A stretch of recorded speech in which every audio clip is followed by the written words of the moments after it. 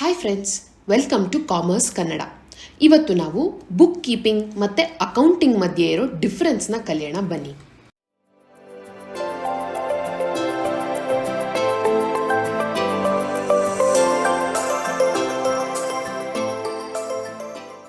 Book keeping ಅಂದರೆ ಏನು? ದಿನನಿತ್ಯ ಬಿಸ್ನೆಸ್ನಲ್ಲಿ ನಡೆಯುವ ಬಿಸ್ನೆಸ್ ಟ್ರಾನ್ಸಾಕ್ಷನ್ಸನ್ನು ರೆಕಾರ್ಡ್ ಮಾಡೋದಕ್ಕೆ ಬುಕ್ ಕೀಪಿಂಗ್ ಅಂದರೆ ಬುಕ್ಕಲ್ಲಿ ಬರೆಯೋದಕ್ಕೆ ನಾವು ಬುಕ್ ಕೀಪಿಂಗ್ ಅಂತ ಹೇಳ್ತೀವಿ. ನಾವು ದಿನನಿತ್ಯ ನಡೆಯುವ ಕೆಲಸಗಳನ್ನ ಡೈರಿನಲ್ಲಿ ಬರಿತೀವಿ, ಹೌದಾ? ಯಾಕೆ? ಮುಂದೆ ಯಾವತ್ತಾದರೂ ನಮಗೆ ರೆಫರೆನ್ಸ್ ಬೇಕು ಅಂತಂದಾಗ, ಯಾವುದಾದ್ರೂ ಮರ್ತು ಹೋಗಿದ್ದಾಗ, ಏನಾಯಿತು ಅಂತ ಮತ್ತೆ ರೀಕಾಲ್ ಮಾಡಬೇಕು ಅಂತ ಅನ್ನಿಸ್ದಾಗ ನಾವೇನು ಮಾಡ್ತೀವಿ? ಡೈರಿನ ಓಪನ್ ಮಾಡಿ ನೋಡ್ತೀವಿ, ಹೌದೋ ಇಲ್ವೋ? ಅಂದರೆ ಒಂದು ಬುಕ್ಕನ್ನು ನಾವು ಮೇಂಟೈನ್ ಮಾಡ್ತಾ ಇದ್ದೀವಿ.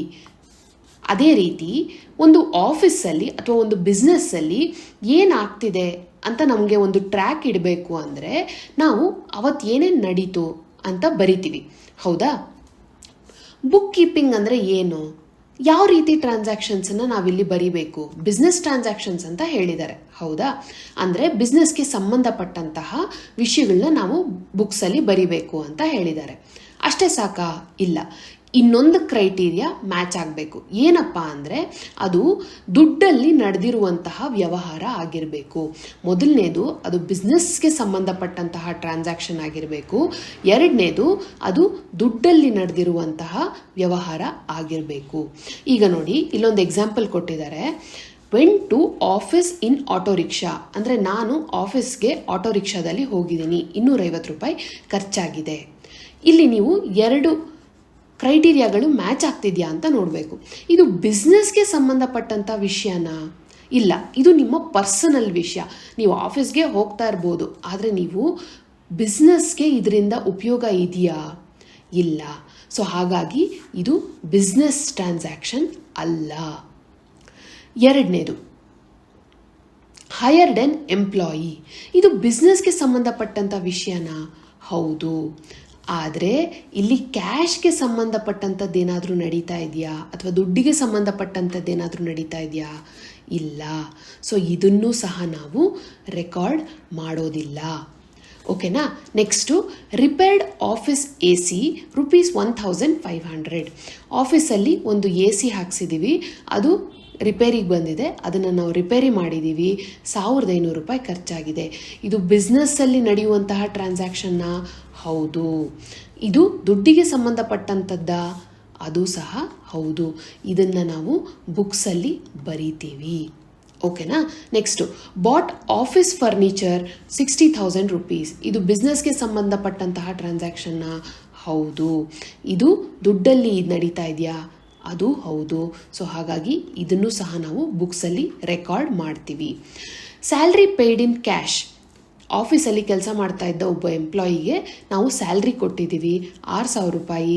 ಇದು ಬಿಸ್ನೆಸ್ಗೆ ಸಂಬಂಧಪಟ್ಟಂತಹ ಟ್ರಾನ್ಸಾಕ್ಷನ್ನೇ ಮತ್ತು ಇದು ದುಡ್ಡಲ್ಲಿ ಅಳಿಯಬಹುದಾದಂತಹ ಟ್ರಾನ್ಸಾಕ್ಷನ್. ಸೊ ಹಾಗಾಗಿ ಇದನ್ನು ಸಹ ನಾವು ಬುಕ್ಸಲ್ಲಿ ರೆಕಾರ್ಡ್ ಮಾಡ್ತಾ ಇದ್ದೀವಿ. Bought 10 kgs of white paper for office use. ಇಲ್ಲಿ ಏನು ಹೇಳ್ತಾ ಇದ್ದಾನೆ ಅವನು? Bought 10 kgs of white paper for office use. Office use ಅಂದ ತಕ್ಷಣ ಈ ಬಿಸ್ನೆಸ್ ಟ್ರಾನ್ಸಾಕ್ಷನ್, ಬಿಸ್ನೆಸ್ನಲ್ಲಿ ನಡೆಯುವಂತಹದ್ದು ಅಂತ ನಮಗೆ ಗೊತ್ತಾಗೋಯ್ತು. ಇಲ್ಲಿ ಎಲ್ಲೂ ಅವನು ಕ್ಯಾಶ್ನ ಮೆನ್ಷನ್ ಮಾಡಿಲ್ಲ ಅಥವಾ ದುಡ್ಡನ್ನು ಮೆನ್ಷನ್ ಮಾಡಿಲ್ಲ. 10 kg ಆಫ್ ವೈಟ್ ಪೇಪರ್ ಅಂತ ಹೇಳಿದ್ದಾನೆ. ಸೊ ನಾವು ಈ ಟ್ರಾನ್ಸಾಕ್ಷನಲ್ಲಿ ಏನು ಕಂಡುಹಿಡಿಬೇಕಪ್ಪ ಅಂತಂದರೆ, ಇವತ್ತು 10 kg ಪೇಪರ್ಗೆ ಎಷ್ಟು ದುಡ್ಡಿದೆ? ಸೇ ಫಾರ್ ಎಕ್ಸಾಂಪಲ್ 1 kgಗೆ 65 ರೂಪಾಯಿ ಇದೆ ಅಂತ ಅಂದ್ಕೊಳ್ಳೋಣ. ಸೊ ನಾವು ಅದನ್ನು 650 ರೂಪೀಸ್ ಖರ್ಚು ಮಾಡಿದ್ವಿ ಅಂತ ನಾವೇ ಕಂಡುಹಿಡಿದು ಅದನ್ನು ನಾವು ಬಿಸ್ನೆಸ್ ಬುಕ್ಸಲ್ಲಿ ರೆಕಾರ್ಡ್ ಮಾಡಬೇಕು. ಓಕೆನಾ? ಇದು ಬಿಸ್ನೆಸ್ಗೆ ನಡೆದಿರುವಂತಹ ಟ್ರಾನ್ಸಾಕ್ಷನ್ ಅಂದ ತಕ್ಷಣ ನಾವು ರೆಕಾರ್ಡ್ ಮಾಡಬೇಕು. ಆದರೆ ಇಲ್ಲಿ ಒಂದು ವಿಷಯ ನೋಡಿ, ಇಲ್ಲಿ ಅವನು KGಸಲ್ಲಿ ಹೇಳಿದ್ದಾನೆ, ಕ್ಯಾಶಲ್ಲಿ ಹೇಳಿಲ್ಲ, ದುಡ್ಡಲ್ಲಿ ಹೇಳಿಲ್ಲ. ಹಾಗಾಗಿ ನಾವು ದುಡ್ಡನ್ನು ಕಂಡು ಹಿಡಿದು ಎಷ್ಟು ಖರ್ಚಾಯಿತು ಅಂತ ನಾವೇ ಬರಿಬೇಕಾಗತ್ತೆ. ಓಕೆನಾ? ನೆಕ್ಸ್ಟ್ ಒನ್ ನೋಡಿ, put 5 liters of petrol to office vehicle. ಆಫೀಸ್ಗೆ ಉಪಯೋಗಿಸ್ತಾ ಇರೋ ವೆಹಿಕಲ್ಗೆ 5 ಲೀಟರ್ ಪೆಟ್ರೋಲ್ ಹಾಕಿದ್ದಾರೆ ಅಂತ ಹೇಳ್ತಾ ಇದ್ದಾರೆ. So 5 litre into ಇವತ್ತಿಂದೆಷ್ಟು? 100 ರೂಪಾಯಿ ಅಂತ ಅಂದ್ಕೊಳ್ಳೋಣ. ಸೊ 500 ರೂಪಾಯಿಯಷ್ಟು ಪೆಟ್ರೋಲನ್ನು ಹಾಕ್ಸಿದ್ದೀವಿ ಅಂತ ನಾವೇ ಕಂಡುಹಿಡಿದು ಅದನ್ನು ಬರಿಬೇಕು. ಇದು ಬಿಸ್ನೆಸ್ಗೆ ಸಂಬಂಧಪಟ್ಟಂಥ ಟ್ರಾನ್ಸಾಕ್ಷನ್ನು, ದುಡ್ಡು ಎಷ್ಟಾಯಿತು ಅಂತ ನಾವೇ ಕಂಡುಹಿಡಿಬೇಕು ಆ್ಯಂಡ್ ಬುಕ್ಸಲ್ಲಿ ಬರಿಬೇಕು. ಇಲ್ಲಿ ನಾವು ಏನು ಮಾಡಿದ್ವಿ ಇಷ್ಟೊತ್ತುನುವೇನು? ಐಡೆಂಟಿಫೈ ಮಾಡಿದ್ವಿ. ಏನನ್ನು ಐಡೆಂಟಿಫೈ ಮಾಡಿದ್ವಿ? ಫೈನಾನ್ಷಿಯಲ್ ಟ್ರಾನ್ಸಾಕ್ಷನ್ಸ್, ದುಡ್ಡಲ್ಲಿ ಅಳೆಯಬಹುದಾದಂತಹ ಯಾವ್ಯಾವ ಟ್ರಾನ್ಸಾಕ್ಷನ್ ಇದೆ ಇದನ್ನು ನಾವು ಇಷ್ಟೊತ್ತು ಸೆಗ್ರಿಗೇಟ್ ಮಾಡಿದ್ವಿ. ಓಕೆನಾ? ಬುಕ್ ಕೀಪಿಂಗಿನ ಮೊದಲನೇ ಹಂತ ಏನು? ಐಡೆಂಟಿಫೈಯಿಂಗ್. ಏನನ್ನು ಐಡೆಂಟಿಫೈ ಮಾಡಿದ್ವಿ? ಬಿಸ್ನೆಸ್ ಟ್ರಾನ್ಸಾಕ್ಷನ್ಸನ್ನು ಐಡೆಂಟಿಫೈ ಮಾಡಿದ್ವಿ. ಓಕೆನಾ? ನೆಕ್ಸ್ಟ್ ಏನು ಮಾಡಿದ್ವಿ? ಐಡೆಂಟಿಫೈ ಮಾಡಿಬಿಟ್ಟು ಅಷ್ಟಕ್ಕೆ ಬಿಟ್ಬಿಟ್ವಾ, ಬರೆದು ಬಿಟ್ವಾ ಬುಕ್ಸಲ್ಲಿ? ಇಲ್ಲ, ನಾವು ಫಸ್ಟ್ ಐಡೆಂಟಿಫೈ ಮಾಡಿದ್ವಿ. ಇದಾಗಲ್ಲ, ಇದಾಗಲ್ಲ, ಇದಾಗುತ್ತೆ, ಇದಾಗುತ್ತೆ, ಇದಾಗುತ್ತೆ, ಇದಾಗುತ್ತೆ, ಇದಾಗುತ್ತೆ ಅಂತ ಐಡೆಂಟಿಫೈ ಮಾಡಿದ್ವಿ. ನೆಕ್ಸ್ಟು ಮೆಷರ್ ಮಾಡಿದ್ವಿ. ಏನರಲ್ಲಿ? ಇನ್ ಟರ್ಮ್ಸ್ ಆಫ್ ಮನಿ, ದುಡ್ಡಲ್ಲಿ ಇದನ್ನು ಅಳೆಯಬಹುದಾ ಅಂತ ಚೆಕ್ ಮಾಡಿದ್ವಿ. ಸೊ ಇದು ಚೆಕ್ ಆಯಿತು, ಇದು ಚೆಕ್ ಆಯಿತು, ಇದು ಚೆಕ್ ಆಯಿತು. ಇದನ್ನೇನು ಮಾಡಿದ್ವಿ? ನಾವು ದುಡ್ಡಿನ ಲೆಕ್ಕಕ್ಕೆ ತಂದ್ವಿ. ಇದು ಸಹ ಅಷ್ಟೇ ಆ್ಯಂಡ್ ಇದು ಸಹ ನಾವು ದುಡ್ಡಲ್ಲಿ ಅಳೆದ್ವಿ first. Measuring in terms of money. ಓಕೆನಾ? ಇದು ಬುಕ್ ಕೀಪಿಂಗಿನ ಎರಡನೇ ಸ್ಟೆಪ್ಪು. ಮೊದಲು ಐಡೆಂಟಿಫೈ ಮಾಡಿದ್ವಿ, ಎರಡನೇದು ಮೆಷರ್ ಮಾಡಿದ್ವಿ. ಇದೇ ರೀತಿ ನಾನು ದಿನ ಬುಕ್ಸಲ್ಲಿ ಬರ್ಕೊಂಡು ಹೋದರೆ ನಮಗೆ ಒಂದು ಅಂದಾಜು ಸಿಗೋದಿಲ್ಲ. ಏನು ಮಾಡಬೇಕು? ಅದಕ್ಕೆ ಸೆಗ್ರಿಗೇಟ್ ಮಾಡಬೇಕು, ಬೇರೆ ಬೇರೆ ಮಾಡಬೇಕು. ಅದು ಎಲ್ಲಿ ಮಾಡ್ತೀವಿ? ಫಸ್ಟ್ ಅದನ್ನು ಎಂಟ್ರಿ ಮಾಡ್ತೀವಿ. Books of original entry. ಇದನ್ನು ನಾವು ಜರ್ನಲ್ ಅಂತಲೂ ಕರಿತೀವಿ. ಜರ್ನಲ್ ಬುಕ್ಕಲ್ಲಿ ಎಂಟ್ರಿ ಮಾಡಿದ್ವಿ, ರೆಕಾರ್ಡ್ ಮಾಡಿದ್ವಿ. ಓಕೆನಾ? ಇದು ಥರ್ಡ್ ಸ್ಟೇಜ್, ಬುಕ್ ಕೀಪಿಂಗಿನ ಥರ್ಡ್ ಸ್ಟೇಜ್. Next classifying. ಏನಪ್ಪ ಈ ಕ್ಲಾಸಿಫಿಕೇಷನ್ ಅಂತಂದರೆ, ಈಗ ನೋಡಿ, ನಾವು AC ಜನವರಿ 2ನೇ ತಾರೀಕು ತೊಗೊಂಡಿದ್ದೀವಿ, ಹೌದಾ? ಅದೇ ಇವಾಗ ಜೂನ್ ನಡೀತಾ ಇದೆ ಅಂತ ಅಂದ್ಕೊಳ್ಳೋಣ.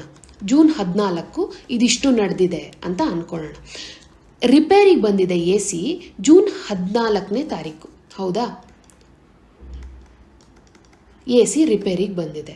ಓಕೆನಾ? ಈಗ ನಾನು ACಗೆ ಸಂಬಂಧಪಟ್ಟಂತಹ ಯಾವ್ಯಾವ ವ್ಯವಹಾರಗಳು ನಡೆದಿದೆ ತೊಗೊಂಬನ್ನಿ ಅಂತ ನಾನು ನಿಮಗೆ ಹೇಳಿದ್ರೆ, ನೀವು ಜನವರಿ 1ನೇ ತಾರೀಕು ಏನೇನಾಯಿತು? ಇದರಲ್ಲಿ AC ಏನೂ ಇಲ್ಲ. ಜನವರಿ 2ನೇ ತಾರೀಕು ಏನೇನಾಯಿತು? ಜನವರಿ 2 AC ತೊಗೊಂಡಿದ್ದೀವಿ. ಜನವರಿ 3 ಏನಾಯಿತು? ಜನವರಿ 4 ಏನಾಯಿತು? ಜನವರಿ 5 ಏನಾಯಿತು? ಈ ಥರ ಇಷ್ಟೂ ತಿಂಗಳದು ನೋಡ್ಕೊಂಡು ಕೂತ್ಕೋತೀರಾ? ಇಲ್ಲ. ಅದಕ್ಕೆ ಏನು ಮಾಡಬೇಕು? ನಾವು ACಗೆ ಸಂಬಂಧಪಟ್ಟಂತಹ ಎಲ್ಲ ವಿಷಯಗಳನ್ನು ಒಂದು ಕಡೆ ಬರಿಬೇಕು. ಅದರಿಂದ ಏನಾಗುತ್ತೆ? ಯಾರಾದರೂ ನಮಗೆ ACಗೆ ಸಂಬಂಧಪಟ್ಟಂತಹ ಟ್ರಾನ್ಸಾಕ್ಷನ್ಸ್ ಏನೇನು ನಡೀತು ತೊಗೊಂಬನ್ನಿ ಅಂತಂದರೆ ಟಕ್ ಅಂತ ನಾವು ತೆಗೆದು ಕೊಡಬಹುದು. ಇಲ್ಲ ಅಷ್ಟೇ ಅಲ್ಲ, ಫರ್ನಿಚರ್ ಜೂನ್ 14ನೇ ತಾರೀಕು ಫರ್ನಿಚರ್ ತೊಗೊಂಡಿದ್ದೀವಿ. ಓಕೆನಾ? ಇನ್ನು ನೆಕ್ಸ್ಟು ಡಿಸೆಂಬರ್ 2ನೇ ತಾರೀಕು ಅಡಿಷ್ನಲ್ ಫರ್ನಿಚರ್. ಸೊ ನಾವು ಫರ್ನಿಚರ್ ಅಕೌಂಟನ್ನ ತೆಗೆದು ನೋಡಿದ ತಕ್ಷಣ, ಅಥವಾ ಫರ್ನಿಚರ್ಗೆ ಸಂಬಂಧಪಟ್ಟಂತಹ ಬುಕ್ಸ್ ತೆಗೆದು ನೋಡಿದ ತಕ್ಷಣ ನಮಗೆ ಗೊತ್ತಾಗೋಗುತ್ತೆ ಫರ್ನಿಚರ್ಗೆ ಸಂಬಂಧಪಟ್ಟಂತೆ ನಾನು ಏನೇನು ಟ್ರಾನ್ಸಾಕ್ಷನ್ ಮಾಡಿದ್ದೀವಿ ಅಂತ.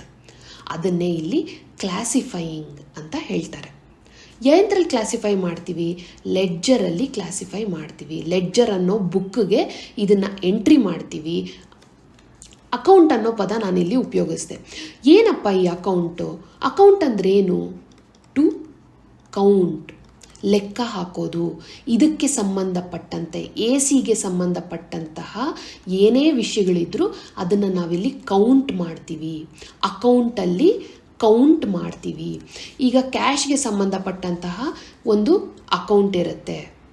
ಅದರಲ್ಲಿ ಕ್ಯಾಶಲ್ಲಿ ನಾವು ಏನೇನು ವ್ಯವಹಾರ ಮಾಡಿದ್ವಿ ಕೌಂಟ್ ಮಾಡ್ತೀವಿ. ಓಕೆನಾ? ಸೊ ಈ ಥರ ಕ್ಲಾಸಿಫೈ ಮಾಡೋದು 4ನೇ ಹಂತ ಬುಕ್ ಕೀಪಿಂಗಲ್ಲಿ.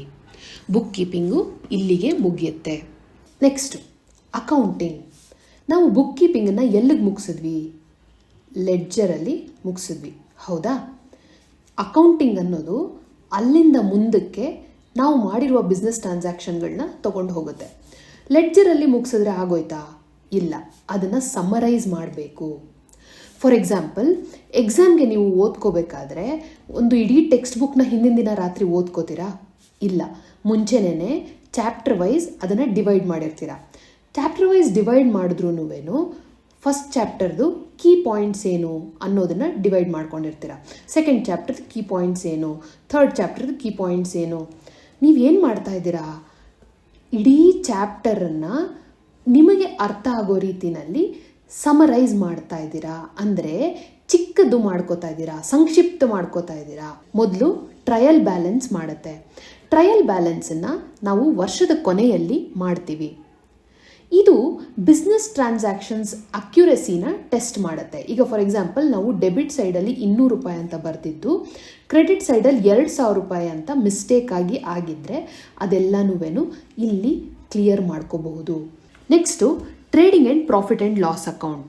ಇದರ ಮೇನ್ ಆಬ್ಜೆಕ್ಟಿವ್ ಏನಪ್ಪ ಅಂತಂದರೆ ನಾವು ಆ ವರ್ಷದಲ್ಲಿ ಆದಾಯ ಗಳಿಸಿದೀವ ಇಲ್ಲ ಲಾಸ್ ಆಗಿದೆಯಾ ಅನ್ನೋದನ್ನು ಅದು ತಿಳಿಸುತ್ತೆ. Next balance sheet. ಇದರಲ್ಲಿ ನಮ್ಮ ಕಂಪನಿಯ ಅಸೆಟ್ಸ್ ಆ್ಯಂಡ್ ಲಯಬಿಲಿಟೀಸ್ನ ನಾವು ಲೆಕ್ಕ ಹಾಕ್ತೀವಿ. ಇದರಿಂದ ನಮ್ಮ ಬಿಸ್ನೆಸ್ ಹೇಗೆ ಪರ್ಫಾರ್ಮ್ ಮಾಡ್ತಾ ಇದೆ ಅನ್ನೋದು ನಮಗೆ ಒಂದು ಅಂದಾಜು ಸಿಗುತ್ತೆ. ಇಷ್ಟಕ್ಕೆ ನಾವು ಸುಮ್ಮನೆ ಆಗೋದಿಲ್ಲ. ಈ ಫೈನಾನ್ಷಿಯಲ್ ಸ್ಟೇಟ್ಮೆಂಟ್ಸ್ನ ಇಟ್ಕೊಂಡು ನಾವು ಅನಲೈಸ್ ಮಾಡ್ತೀವಿ. ಏನನ್ನು ಅನಲೈಸ್ ಮಾಡ್ತೀವಿ? ಮುಂಚೆ ನಮ್ಮ ಕಂಪನಿಯ ಫೈನಾನ್ಷಿಯಲ್ ಪೊಸಿಷನ್ ಹೇಗಿತ್ತು, ಈಗ ಹೇಗಿದೆ, ಮುಂದಕ್ಕೆ ಹೇಗಿರುತ್ತೆ ಇದೇ ಥರ ಟ್ರೆಂಡ್ ಫಾಲೋ ಆದರೆ, ಇದೆಲ್ಲನೂ ನಾವು ಅನಲೈಸ್ ಮಾಡ್ತೀವಿ. ನಮ್ಮ ಕಂಪನಿಯ ಫೈನಾನ್ಷಿಯಲ್ ಪೊಸಿಷನನ್ನು ನಾವು ಇಲ್ಲಿ ಅನಲೈಸ್ ಮಾಡ್ತೀವಿ. ಅಷ್ಟೇ ಅಲ್ಲ, ನಾವು ಯಾವ ಕೆಲಸವನ್ನು ಕೈಗೆತ್ಕೊಂಡಿದ್ದೀವೋ, ಯಾವ ಬಿಸ್ನೆಸ್ಸನ್ನು ನಾವು ಕೈಗೆತ್ಕೊಂಡಿದ್ದೀವೋ ಅದರ ರಿಸಲ್ಟ್ಸ್ ನಮಗಿಲ್ಲಿ ಅನಲೈಸಿಂಗಲ್ಲಿ ಗೊತ್ತಾಗುತ್ತೆ. ಅಷ್ಟಕ್ಕೆ ನಿಲ್ಲಿಸ್ತೀವ? ಇಲ್ಲ, ನಾವು ಇಂಟರ್ಪ್ರೆಟ್ ಮಾಡ್ತೀವಿ. ಏನನ್ನು ಇಂಟರ್ಪ್ರೆಟ್ ಮಾಡ್ತೀವಿ? ಹಿಂದಿನ ವರ್ಷದ ಟ್ರೆಂಡ್ ಹೆಂಗಿತ್ತು, ಮುಂದೆ ಈ ಟ್ರೆಂಡ್ ಹೆಂಗಿದೆ. ಈಗ ನೋಡಿ, ಮೊಬೈಲ್ ಬರೋಕ್ಕೂ ಮುಂಚೆ ಪೇಜರ್ ಇತ್ತು, ಹೌದಾ? ಅದಾದಮೇಲೆ 3x3 ಕೀಪ್ಯಾಡ್ ಮೊಬೈಲ್ ಬಂತು. ಅದಾದಮೇಲೆ ಸ್ಕ್ರೀನ್ ಬಂತು, ಅದು ದೊಡ್ಡ ದೊಡ್ಡ ಸ್ಕ್ರೀನ್ಸ್ ಬಂತು. ಆಮೇಲೆ ಮತ್ತೆ ಚಿಕ್ಕದಾಗ್ತಾ ಹೋಯಿತು. ಈಗ ಮತ್ತೆ 3x3 ಕೀಪ್ಯಾಡ್ ಇರುವಂತಹ ಮೊಬೈಲೇ ಬರ್ತಾ ಇದೆ. ನೆಕ್ಸ್ಟು ವಾಚಲ್ಲಿ ಬರ್ತಾ ಇದೆ. ಸೊ ಇದೊಂದು ಟ್ರೆಂಡು, ಹೌದಾ? ಈ ಥರದ್ದನ್ನು ನಾವು ಇಲ್ಲಿ ಇಂಟರ್ಪ್ರೆಟ್ ಮಾಡ್ತೀವಿ. ಅಷ್ಟೇ ಅಲ್ಲ, ನಮ್ಮ ಫೈನಾನ್ಷಿಯಲ್ ಪೊಸಿಷನ್ ಹೇಗಿದೆ, ಫೈನಾನ್ಷಿಯಲ್ ಪರ್ಫಾರ್ಮೆನ್ಸ್ ಹೇಗಿದೆ, ನಾವು ಹಾಕಿರೋ ದುಡ್ಡು ಹೇಗೆ ದುಡಿತಾ ಇದೆ ಅನ್ನೋದನ್ನು ಇಂಟರ್ಪ್ರೆಟ್ ಮಾಡ್ತೀವಿ. ಈ ಥರ ಟ್ರೆಂಡನ್ನೆಲ್ಲ ನಾವು ಸ್ಟಡಿ ಮಾಡಿ ಆದಮೇಲೆ ಸುಮ್ಮನೆ ಇರ್ತೀವಾ? ಇಲ್ಲ, ಡಿಸಿಷನ್ಸ್ ತಗೋತೀವಿ. ಏನು ಡಿಸಿಷನ್ಸ್ ತಗೋತೀವಿ? ನಮ್ಮ ಕಂಪನಿ ಮುಂದಕ್ಕೆ ಹೇಗೆ ಪರ್ಫಾರ್ಮ್ ಮಾಡಬೇಕು, ಮತ್ತಷ್ಟು ದುಡ್ಡನ್ನ ತರಬೇಕಾ ಬೇಡವಾ, ಈಗ ಹಾಕಿರೋ ದುಡ್ಡು ಸಾಕಾಗ್ತಾ ಇದೆಯಾ ಇಲ್ವಾ, ಮತ್ತು ನಾವು ಪ್ರಾಫಿಟ್ ಮಾಡಿದ್ದೀವಾ ಇಲ್ವಾ, ಮಾಡಿರೋ ಪ್ರಾಫಿಟ್ನ ನಾವು ಹಂಚಬಹುದಾ ಇಲ್ವಾ, ಇದೆಲ್ಲನೂ ನಾವು ಇಂಟರ್ಪ್ರಿಟೇಷನಲ್ಲಿ ತಗೋತೀವಿ. ನಾವು ಅದನ್ನು ಕಮ್ಯುನಿಕೇಟ್ ಮಾಡ್ತೀವಿ. ಯಾರಿಗೆ ಕಮ್ಯುನಿಕೇಟ್ ಮಾಡ್ತೀವಿ? ಯಾರಿಗೆ ನಮ್ಮ ಬಿಸ್ನೆಸ್ನಲ್ಲಿ ಇಂಟ್ರೆಸ್ಟ್ ಇರುತ್ತೋ, ನಾವು ಹೇಗೆ ಪರ್ಫಾರ್ಮ್ ಮಾಡ್ತಾ ಇದ್ದೀವಿ ಅಂತ ಯಾರು ಕುತೂಹಲದಿಂದ ನೋಡ್ತಾ ಇರ್ತಾರೋ ಅವರಿಗೆ ನಾವು ಕಮ್ಯುನಿಕೇಟ್ ಮಾಡ್ತೀವಿ. ಯಾರ್ಯಾರು ಅದು? ಅದನ್ನು ಮುಂದಿನ ಸ್ಲೈಡಲ್ಲಿ ನೋಡೋಣ ಬನ್ನಿ. ಬಟ್ ಅಕೌಂಟಿಂಗು ಇದಿಷ್ಟು ವಿಷಯಗಳ ಬಗ್ಗೆ ಡಿಸ್ಕಸ್ ಮಾಡುತ್ತೆ. ಕಮ್ಯುನಿಕೇಟ್ ಯಾರಿಗೆ ಮಾಡ್ತೀವಿ? ಓನರ್ಸಿಗೆ ಮಾಡ್ತೀವಿ. ಯಾಕಪ್ಪ? ಅವರಿಗೆ ಅವ್ರ ಬಿಸ್ನೆಸ್ ಹೇಗೆ ನಡೀತಾ ಇದೆ ಅನ್ನೋದು ಬೇಕಾಗಿರುತ್ತೆ. ಸೊ ಅವರಿಗೆ ನಾವು ಕಮ್ಯುನಿಕೇಟ್ ಮಾಡ್ತೀವಿ. ನೆಕ್ಸ್ಟು ಇನ್ವೆಸ್ಟರ್ಸು, ನಮ್ಮ ಕಂಪನಿ ಹೇಗೆ ಪರ್ಫಾರ್ಮ್ ಮಾಡ್ತಾ ಇದೆ, ಅದು ಪ್ರಾಫಿಟ್ ಕೊಡ್ತಾ ಇದೆಯಾ ಇಲ್ವಾ ಅನ್ನೋದು ಇನ್ವೆಸ್ಟರ್ಸ್ ಕುತೂಹಲದಿಂದ ಕಾಯ್ತಾ ಇರ್ತಾರೆ. ಸೊ ಅವರಿಗೆ ನಾವು ಫೈನಾನ್ಷಿಯಲ್ ಇನ್ಫಾರ್ಮೇಷನನ್ನು ಕೊಡ್ತೀವಿ. ನೆಕ್ಸ್ಟ್ ಕ್ರೆಡಿಟರ್ಸಿಗೆ ಕೊಡ್ತೀವಿ. ಯಾಕಪ್ಪ ಅಂತಂದರೆ ನಮಗೆ ಸಾಲ ಕೊಡುವವರು ಇವರಿಂದ ನಾವು ಸಾಲ ತರ್ತೀವಿ. ಇವ್ರಿಗೆ ನಮ್ಮ ಕಂಪನಿ ಹೇಗೆ ಪರ್ಫಾರ್ಮ್ ಮಾಡ್ತಾ ಇದೆ ಅನ್ನೋದು ತುಂಬ ಇಂಪಾರ್ಟೆಂಟ್ ಆಗುತ್ತೆ. ಸಾಲ ತೀರಿಸೋ ಪರಿಸ್ಥಿತಿಯಲ್ಲಿ ನಾವು ಇದೀವಾ ಇಲ್ವಾ ಅನ್ನೋದು ಇವ್ರು ನೋಡ್ತಾ ಇರ್ತಾರೆ. ಹಾಗಾಗಿ ಫೈನಾನ್ಷಿಯಲ್ ಸ್ಟೇಟ್ಮೆಂಟ್ಸ್ನ ನಾವು ಇವರಿಗೆ ಕೊಡ್ತೀವಿ. Next employees. ನಮ್ಮ ಕಂಪನಿಯಲ್ಲಿ ಕೆಲಸ ಮಾಡುವ ಎಂಪ್ಲಾಯೀಸಿಗೆ ನಾವು ಸಂಬಳ ಸರಿಯಾಗಿ ಕೊಡೋಕ್ಕಾಗುತ್ತೋ ಇಲ್ವೋ ಅನ್ನೋದು ಪ್ರಶ್ನೆ ಇರುತ್ತೆ. ಈಗ ಯಾವುದೋ ಮುಳುಗೋಗ್ತಾ ಇರೋ ಕಂಪನಿನಲ್ಲಿ ಕೆಲಸ ಮಾಡ್ತಾ ಇದ್ದೀವಿ ಅನ್ನೋನ ಮನಸ್ಥಿತಿಗೂ, ಒಂದು ಒಳ್ಳೆ ಕಂಪನಿಯಲ್ಲಿ ಕೆಲಸ ಮಾಡ್ತಾ ಇದ್ದೀನಿ ಅನ್ನೋನ ಮನಸ್ಥಿತಿಗೂ ಎಷ್ಟು ವ್ಯತ್ಯಾಸ ಇರುತ್ತೆ ಅಲ್ವಾ? ಮುಳುಗೋಗ್ತಾ ಇರೋ ಕಂಪ್ನಿನಲ್ಲಿ ಕೆಲಸ ಮಾಡ್ತಾ ಇರೋನಿಗೆ ಯಾವಾಗಲೂ ಭಯ ಇರುತ್ತೆ, ಇವತ್ತು ತೆಗೆದುಬಿಡ್ತಾರೋ ನಾಳೆ ತೆಗೆದುಬಿಡ್ತಾರೋ, ಇವತ್ತು ತೆಗೆದುಬಿಡ್ತಾರೋ ನಾಳೆ ತೆಗೆದುಬಿಡ್ತಾರೋ ಅಂತ. ಅದೇ ಚೆನ್ನಾಗಿ ಪರ್ಫಾರ್ಮ್ ಮಾಡ್ತಾ ಇರೋ ಕಂಪನಿನಲ್ಲಿ ಕೆಲಸ ಮಾಡ್ತಾ ಇರೋನಿಗೆ ತುಂಬ ನೆಮ್ಮದಿಯಾಗಿ ಅವನು ಕೆಲಸ ಮಾಡ್ತಾ ಇರ್ತಾನೆ. ಸೊ ಹಾಗಾಗಿ ಇವನು ಸಹ ನಮ್ಮ ಫೈನಾನ್ಷಿಯಲ್ ಸ್ಟೇಟ್ಮೆಂಟ್ಸ್ ಮೇಲೆ ಒಂದು ಕಣ್ಣಿಟ್ಟಿರ್ತಾನೆ. Next government. ನಮ್ಮ ಗವರ್ಮೆಂಟು ನಮ್ಮ ಬಿಸ್ನೆಸ್ ಹೇಗೆ ಪರ್ಫಾರ್ಮ್ ಮಾಡ್ತಾ ಇದೆ ಅನ್ನೋದನ್ನು ಅವರು ಸೂಕ್ಷ್ಮವಾಗಿ ನೋಡ್ತಾ ಇರ್ತಾರೆ. ಯಾಕೆ ಅಂದರೆ ಒಂದು ಇಂಡಸ್ಟ್ರಿಯಲ್ಲಿ ಯೂನಿಟ್ಸ್ ನಾವುಗಳು, ಓಕೆನಾ, ಆ್ಯಸ್ ಅ ಗವರ್ಮೆಂಟು ಅವರು ಇಡೀ ಇಂಡಸ್ಟ್ರಿಗೆ ಅನ್ವಯ ಆಗೋ ಥರ ಡಿಸಿಷನ್ಸ್ ತೊಗೋಬೇಕಾಗಿರುತ್ತೆ. ಸೊ ಅವರು ಪ್ರತಿಯೊಂದು ಕಂಪನಿಯ ಪ್ರತಿಯೊಂದು ಯೂನಿಟ್ ಮೇಲೂ ಅವರು ಕಣ್ಣಿಟ್ಟಿರ್ತಾರೆ. ಯಾಕೆಂದರೆ ಅವರಿಗೆ ಡಿಸಿಷನ್ಸ್ ತೊಗೊಳೋದಕ್ಕೆ ಉಪಯೋಗ ಆಗುತ್ತೆ. ಯಾವುದರಿಂದ ಡಿಸಿಷನ್ಸ್ ತೊಗೋತಾರೆ? ನಾವು ಕೊಡುವ ಫೈನಾನ್ಷಿಯಲ್ ಸ್ಟೇಟ್ಮೆಂಟ್ಸ್ ಮೇಲೆ ಅವರ ಡಿಸಿಷನ್ ಆಧಾರ ಆಗಿರುತ್ತೆ. Next public. They are potential investors. ಅವರು ನೋಡ್ತಾ ಇರ್ತಾರೆ ನಮ್ಮ ಕಂಪನಿ ತುಂಬ ಚೆನ್ನಾಗಿ ಪರ್ಫಾರ್ಮ್ ಮಾಡ್ತಾ ಇದೆ ಅಂತಂದರೆ ನಮ್ಮ ಕಂಪನಿಯಲ್ಲಿ ಇನ್ವೆಸ್ಟ್ ಮಾಡ್ತಾರೆ. ಅಷ್ಟೇ ಅಲ್ಲ, ರಿಸರ್ಚ್ ಸ್ಕಾಲರ್ಸಿಗೆ ನಮ್ಮ ಫೈನಾನ್ಷಿಯಲ್ ಸ್ಟೇಟ್ಮೆಂಟ್ಸ್ ತುಂಬ ಇಂಪಾರ್ಟೆಂಟ್ ಆಗುತ್ತೆ. ಯಾಕೆ ಅಂತಂದರೆ ಅವರು ಮಾಡುವ ರಿಸರ್ಚ್ಗಳಿಗೆ ನಾವು ಕೊಡುವ ಫೈನಾನ್ಷಿಯಲ್ ಸ್ಟೇಟ್ಮೆಂಟ್ಸು ಆಧಾರವಾಗಿರುತ್ತೆ. Next managers. ಇವರಿಗೆ ಇಂಪಾರ್ಟೆಂಟ್ ಡಿಸಿಷನ್ಸ್ ತೊಗೊಳೋದಕ್ಕೆ ನಾವು ಕೊಡುವ ಫೈನಾನ್ಷಿಯಲ್ ಸ್ಟೇಟ್ಮೆಂಟ್ಸು ತುಂಬ ಮುಖ್ಯ ಆಗುತ್ತೆ. ಯಾಕೆಂದರೆ ಕಂಪನಿಗೆ ಬೇಕಾಗಿರುವಂತಹ ಯಾವುದೇ ಡಿಸಿಷನ್ಸ್ ತೊಗೋಬೇಕು ಅಂದರೂ ಅವರು ಫೈನಾನ್ಷಿಯಲ್ ಸ್ಟೇಟ್ಮೆಂಟ್ಸ್ನ ನೋಡಿನೇ ಡಿಸಿಷನ್ಸ್ ತೊಗೊಳೋದಕ್ಕೆ ಸಾಧ್ಯ. ಸೊ ಅಕೌಂಟಿಂಗಲ್ಲಿ ಐಡೆಂಟಿಫೈಯೂ ಮಾಡ್ತೀವಿ, ಮೆಷರೂ ಮಾಡ್ತೀವಿ, ರೆಕಾರ್ಡು ಮಾಡ್ತೀವಿ, ಕ್ಲಾಸಿಫೈ ಮಾಡ್ತೀವಿ, ಸಮರೈಸ್ ಮಾಡ್ತೀವಿ, ಅನಲೈಸ್ ಆ್ಯಂಡ್ ಇಂಟರ್ಪ್ರಿಟ್ ಮಾಡ್ತೀವಿ, ಕಮ್ಯುನಿಕೇಟ್ ಸಹ ಮಾಡ್ತೀವಿ.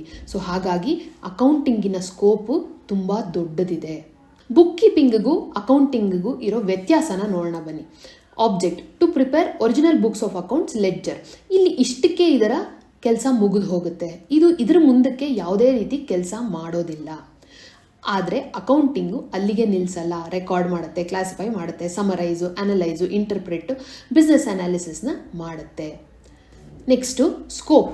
ಲಿಮಿಟೆಡ್ ಸ್ಕೋಪ್ ಅಂದರೆ ಇದನ್ನು ಉಪಯೋಗಿಸುವ ಜನ ತುಂಬ ಕಮ್ಮಿ ಇರ್ತಾರೆ. ಯಾಕೆಂದರೆ ಇದರಲ್ಲಿ ಏನು ಆನ್ಸರ್ ಅಂತ ಇರಲ್ಲ.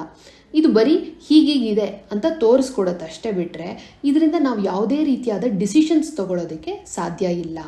ಆದರೆ ಅಕೌಂಟಿಂಗಿನ ಸ್ಕೋಪು ತುಂಬ ದೊಡ್ಡದಿದೆ. ಯಾಕೆಂದರೆ ಇದು ಡಿಸಿಷನ್ ಮೇಕಿಂಗಿಗೆ ತುಂಬ ಸಹಾಯ ಮಾಡುತ್ತೆ. Next nature of work. Lower level. ಇದು ಲಿಮಿಟೆಡ್ ಇರೋದ್ರಿಂದ ಇದನ್ನು ಯಾರೋ ಒಬ್ಬ ಕ್ಲರ್ಕ್ ಮಾಡಿದ್ರು ಆಗುತ್ತೆ. ಕರೆಕ್ಟಾಗಿ ಮಾಡಬೇಕು, but with basic knowledge of accounting ಒಬ್ಬ ಕ್ಲರ್ಕ್ ಇದನ್ನು ಮಾಡಬಹುದು. ಆದರೆ ಅಕೌಂಟಿಂಗನ್ನು ಒಬ್ಬ ಕ್ಲರ್ಕ್ ಮಾಡಬೇಕಾಗುತ್ತೆ, ಒಬ್ಬ ಮಿಡ್ಲ್ ಲೆವೆಲ್ ಮ್ಯಾನೇಜರ್ ಮಾಡಬೇಕಾಗತ್ತೆ, and high level decision makers ಮಾಡಬೇಕಾಗತ್ತೆ. Dependence. Independent. Book keeping is independent. ಯಾಕೆ ಅಂತಂದರೆ ಇದು ನೀವು ಬರೀ ಟ್ರಾನ್ಸಾಕ್ಷನ್ಸ್ ಕೊಟ್ಟರೆ ಸಾಕು, ಇದು ಅದ್ರ ಪಾಡಗದು ಜರ್ನಲ್ಲು, ಲೆಡ್ಜರು ಮಾಡ್ಕೊಂಡು ಹೋಗುತ್ತೆ. ಆದರೆ accounting depends on book keeping. ಎಲ್ಲಿ ಲೆಡ್ಜರ್ ಮುಗಿಯುತ್ತೋ ಅಲ್ಲಿಂದ ನಮ್ಮ ಅಕೌಂಟಿಂಗ್ ಶುರು ಆಗುತ್ತೆ. ಓಕೆನಾ? Book keeping is a part of accounting ಆಗಿರೋದ್ರಿಂದ ಬುಕ್ ಕೀಪಿಂಗ್ ಮುಗಿದ ಮೇಲೆ ನಾವು ಅಕೌಂಟಿಂಗನ್ನು ಮಾಡೋಕ್ಕೆ ಸಾಧ್ಯ. Results of business. No results. ಇದರಲ್ಲಿ ಏನು ರಿಸಲ್ಟ್ ಅಂತ ಕೊಡಲ್ಲ ನಾವು. ಆ್ಯಸ್ ಇಟ್ ಈಸ್ ಏನೇನಿದೆ ಪರಿಸ್ಥಿತಿ ಅದನ್ನು ಹಾಗಾಗೆ ಬರಿತೀವಿ ಅಷ್ಟೇ, ಬಿಟ್ಟರೆ ಇದರಿಂದ ನಾವು ಏನು ರಿಸಲ್ಟ್ಸ್ ಅಂತ ಹೇಳೋಕ್ಕೆ ಸಾಧ್ಯ ಇಲ್ಲ. ಆದರೆ ಅಕೌಂಟಿಂಗಲ್ಲಿ operating results and financial position of the organisation. ನಾವು ಬ್ಯಾಲೆನ್ಸ್ ಶೀಟ್ ಮಾಡುವಾಗ ನಮ್ಮ ಕಂಪನಿಯ ಫೈನಾನ್ಷಿಯಲ್ ಪೊಸಿಷನ್ ಹೇಗಿದೆ ಅಂತ ಎಕ್ಸ್ಪ್ಲೇನ್ ಮಾಡ್ತೀವಿ. ಇದೇ ಬುಕ್ ಕೀಪಿಂಗ್ ಮತ್ತು ಅಕೌಂಟಿಂಗ್ ಮಧ್ಯೆ ಇರುವಂತಹ difference. I hope you have understood. ನಿಮ್ಗೆ ಏನೇ ಕ್ವೆಶ್ಚನ್ಸ್ ಇದ್ದರೂ ಕಮೆಂಟ್ ಸೆಕ್ಷನಲ್ಲಿ ಬರೀರಿ, ಅದರಿಂದ ಬೇರೆ ಸ್ಟೂಡೆಂಟ್ಸ್ಗೂ ಹೆಲ್ಪ್ ಆಗುತ್ತೆ. ನಮ್ಮ ಚಾನೆಲ್ನ ಸಬ್ಸ್ಕ್ರೈಬ್ ಮಾಡೋದು ಮರಿಬೇಡಿ. ಈ ವಿಡಿಯೋನ ಲೈಕ್ ಮಾಡಿ, ಶೇರ್ ಮಾಡಿ. Thank you.